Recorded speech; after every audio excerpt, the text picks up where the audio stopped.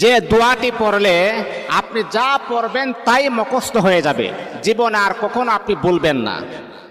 আপনি যা পড়বেন তাই আপনার নলেজের ভিতরে ফিট হয়ে যাবে, আপনি কখনো বলার চেষ্টা করলে বলতে পারবেন না।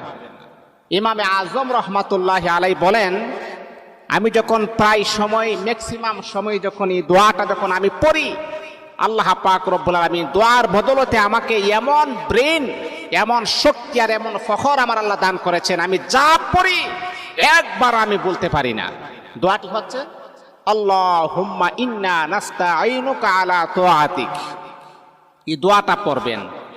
আপনার সন্তানের স্মরণ শক্তি খুবই দুর্বল, কম, তাহলে মা বোনদেরকে আমি দৃষ্টি আকর্ষণ করে বলি, বাবাদেরকে বলি, আপনার সন্তানকে দোয়াটা 7 বার পরে মাথার মাঝে আপনি ফু দেন, অথবা 1 গ্লাস পানির মাঝে ফু দিয়ে বলেন পানিটা খাবার জন্যে।